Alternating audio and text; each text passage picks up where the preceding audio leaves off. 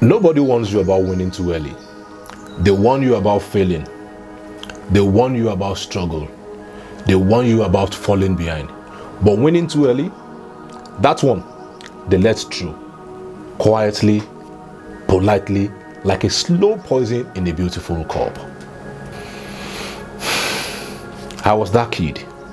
Straight A's, minimal effort, maximum praise.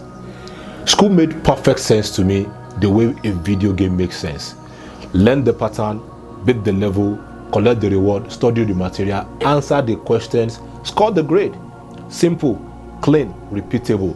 And somewhere in that simplicity, I built a belief so deep I didn't even know it was there, that life works like school.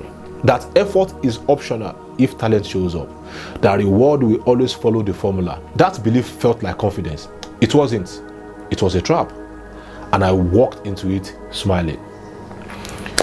Early success doesn't just feel good. It tells you a story about yourself. And the story sounds like this. You are naturally gifted. You are ahead of the curve. Things comes easy to you. And that is your superpower. And the world doubles down on it. Teachers call you bright. Parents calls you promising, friends call you the smart one, and suddenly, without signing anything, without agreeing to anything, you have a reputation to protect. You start making quiet, invisible decisions to avoid the hard room, to avoid the difficult challenge, to avoid anywhere that makes you look ordinary, because ordinary will break the story, and the story had become your identity. You aren't growing anymore, you are performing, and performance and growth are not the same thing. They never were. Then one day, and there is always a day, life changes the exam. No syllabus, no study guide, no predictable question, no teacher who likes you, just reality. Raw, unscripted, unbordered reality. And this exam doesn't test what you know, it tests what you're made of. Suddenly, talent isn't the currency anymore. Resilience is. Adaptability is.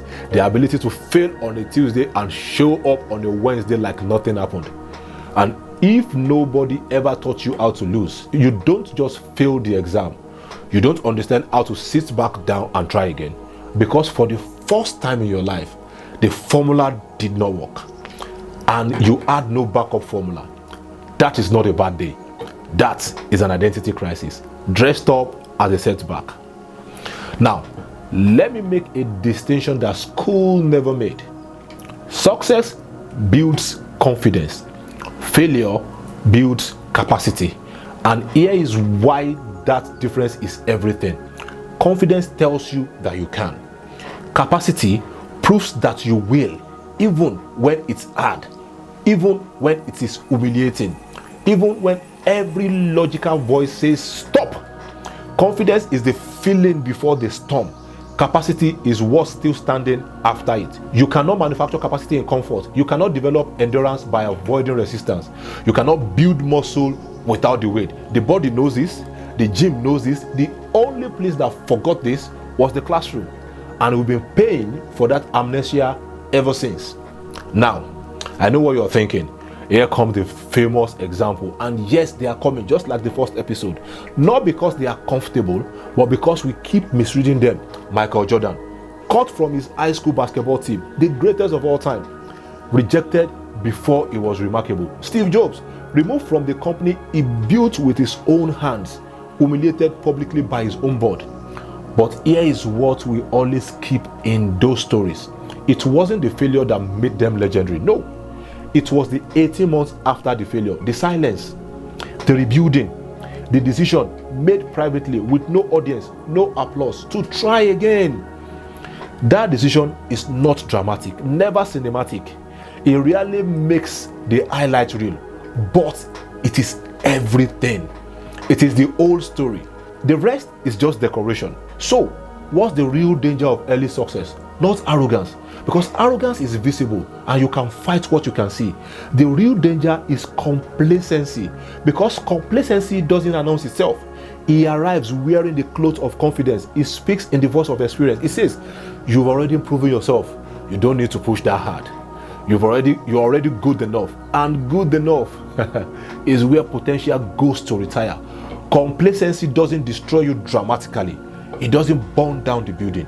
It just slowly, quietly, politely turns the volume down on your ambition until one day you can't even remember what it sounded like at full blast.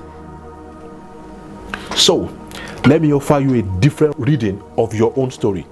If you struggled early, good. Not because struggle is noble, never.